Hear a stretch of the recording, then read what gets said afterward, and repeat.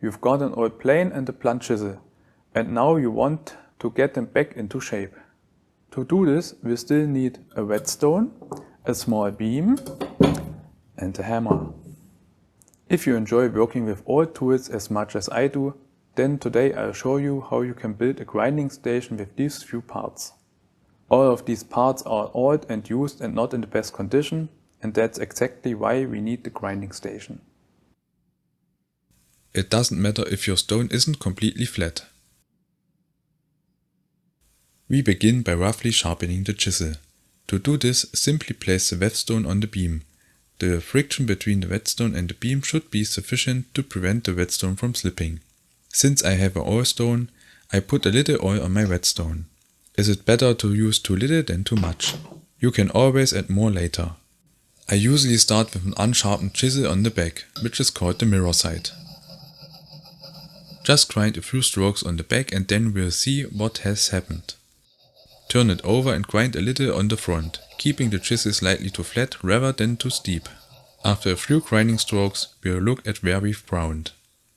You should now see a mirror-like surface in one spot. If we have ground too far back, we lift the chisel slightly with our rear hand and try again. If we have only ground at the cutting edge, we lower our rear hand slightly.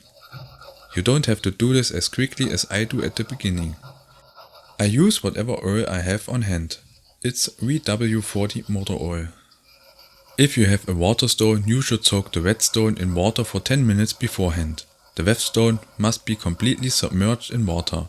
When sharpening, always add a little water if the whetstone becomes dry. We don't worry about any special grinding movements. Just back and forth is enough for the beginning.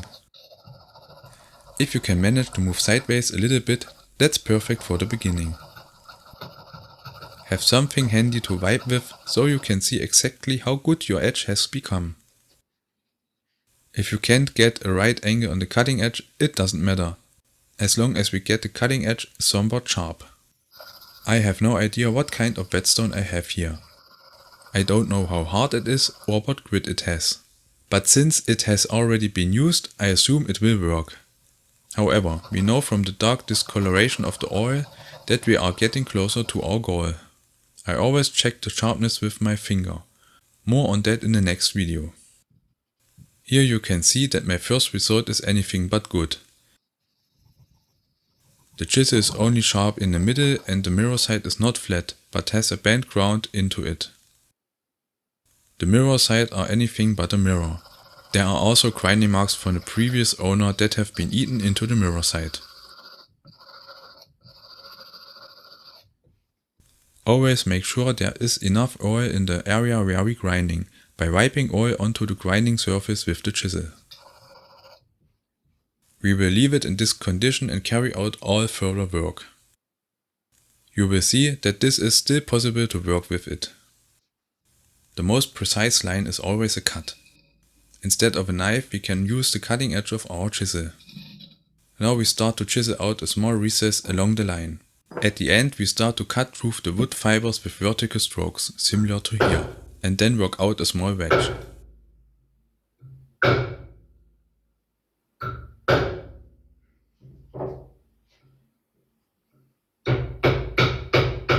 The wood does not have to be removed from the notch. We also can continue working with wood remnants in it.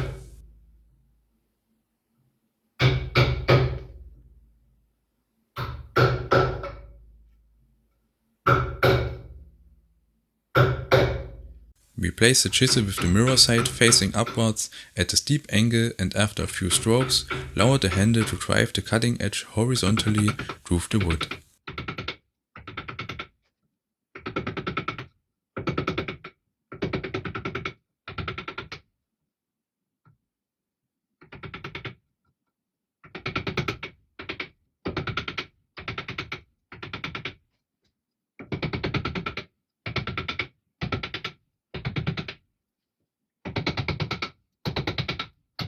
This removes a layer of wood from the entire marked area. I assume that you don't have a workbench, so I don't use the function to hold the beam in place. As you can see here, the beam moves with each blow and has to be pulled back from time to time. At the end of the recess we have to work precisely for the first time. We use the whetstone to check the length of the recess and adjust our measurement according to the stone rather than the line. The recess must not be too long so that the whetstone is held securely. If the recess is slightly too wide, that is not a problem.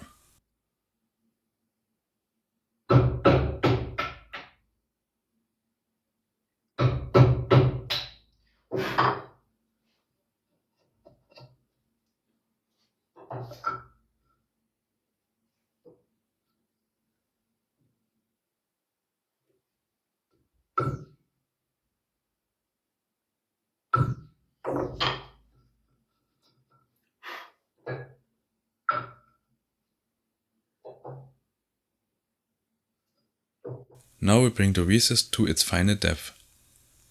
5 to 6 mm should be sufficient. This time we remove more wood than the first time, as we can now see our outer shape better.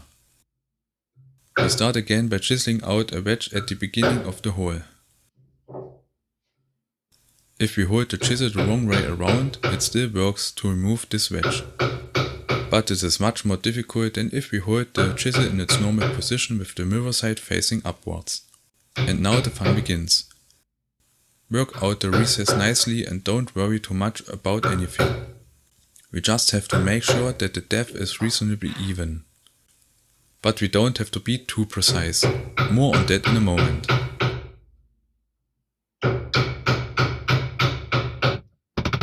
I will show you a lot of tips and tricks here that you won't see anywhere else.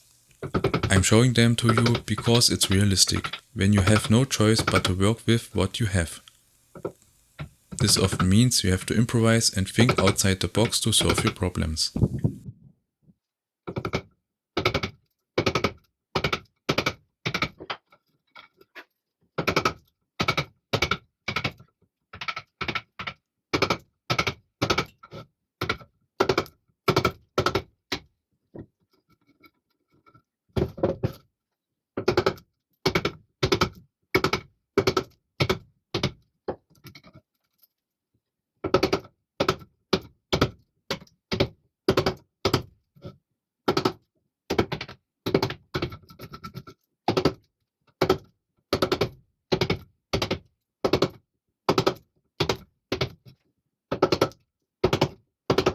At the end of the recess, we proceed as at the beginning to get a good edge.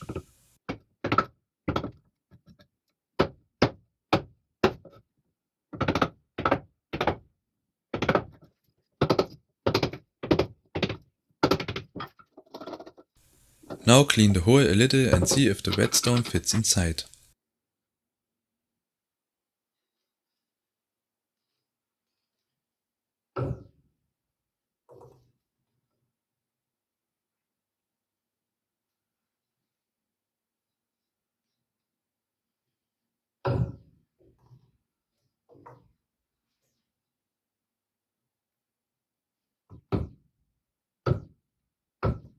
Now it's time to dry and adjust until it fits snugly.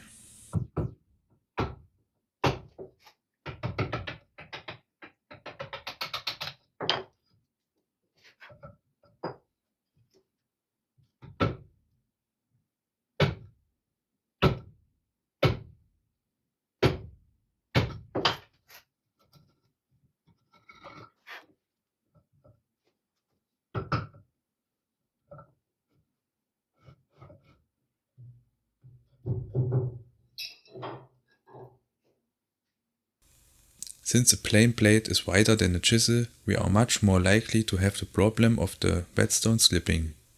Now that it is in a recess, we have created the conditions for sharpening the plane blade more efficiently. To do this, we need to remove the plane blade. To do this, hold the wedge firmly and strike the striking button with a hammer. After a few blows, the wedge should be loose.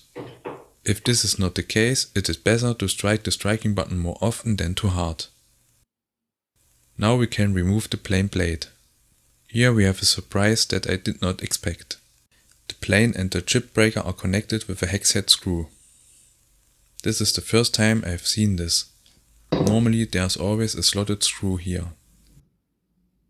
I had brought you another planer plate to show you how you can loosen and tighten the screw without a screwdriver. Oh no, you can't do that! I sharpen the chisel and I can decide what to use it for.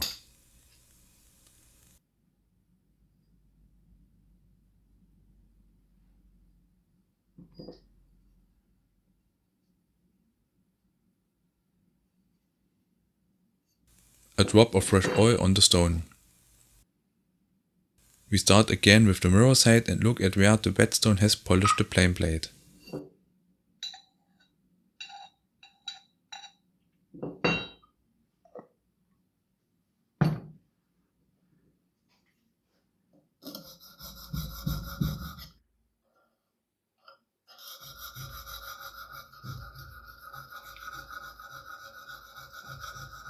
We have ground on the right and left, but we haven't touched the stone in the middle yet.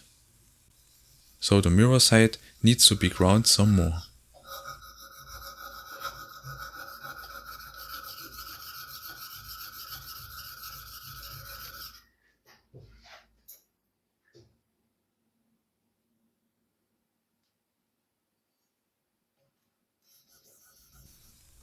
Rocking the plane blade back and forth helps to find the angle of the cutting edge. The whetstone still wobbles a little when grinding, but we will soon fix that.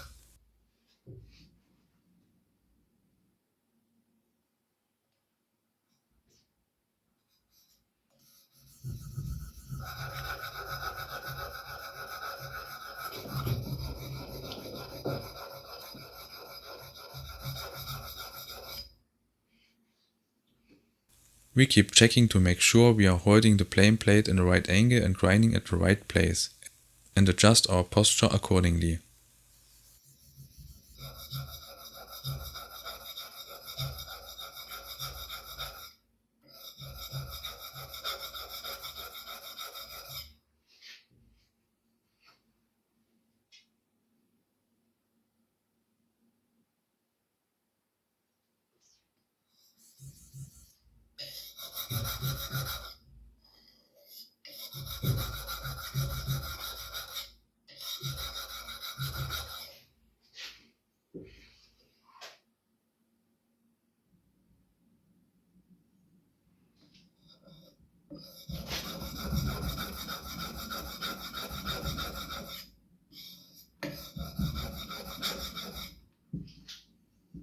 Now it would have been nice if I had also shown you the result in the picture. I can tell you that the result was okay.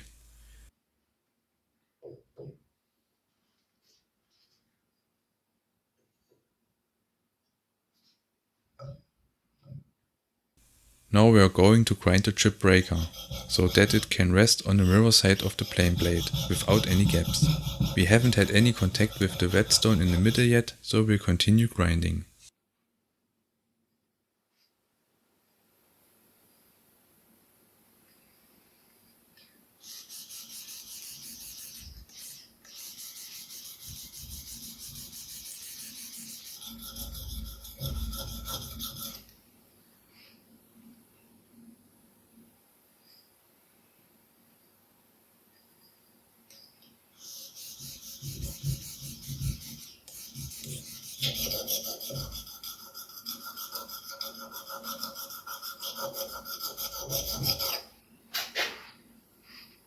We see a slight glare across the entire width, so we can leave it for now.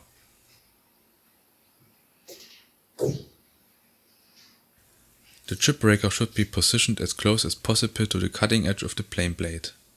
Less than 1 mm is recommended.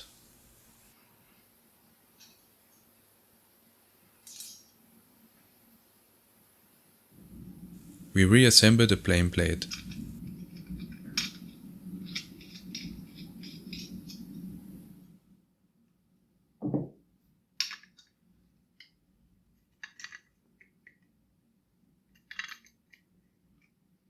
Tighten the screw properly so that nothing can move here.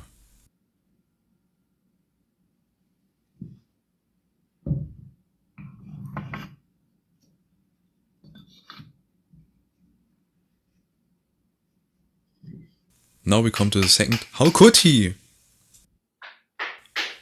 Now we turn this normal plane into a basic plane by letting the plane blade protrude far down. That was too far. The plane blade catches in the wood fibers and I cannot move the plane. We loosen the plane blade again by holding the plane at the wedge and hitting the striking button and correct the position of the plane blade.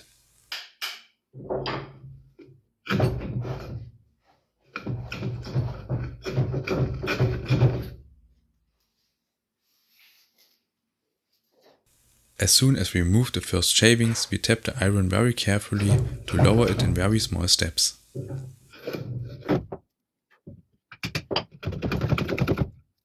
Now with each new position, we plane the recess smooth and to the same depth, piece by piece. Always remove the shavings from the plane blade.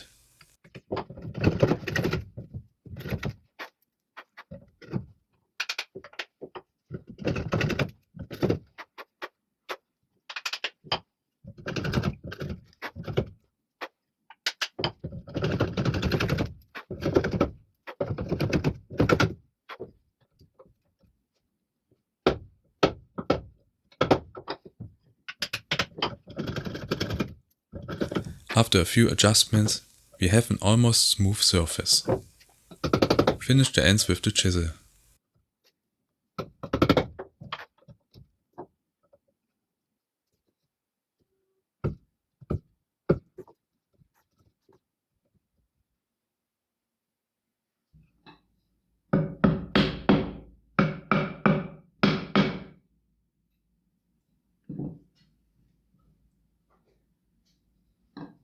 The whetstone is now so secure that it will not fall out on its own. We are done. It took me about 30 minutes from start to finish.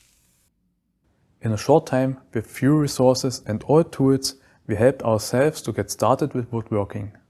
Now the whetstone is secure and can no longer slip, and we can concentrate on grinding and refining our grinding technique. If you're thinking, with a workshop like that, it's easy to build a grinding station, then let me tell you. I built the same thing myself years ago in an empty room, kneeling on the floor without the table. If I can do it, so can you. Have fun with this, see you next time.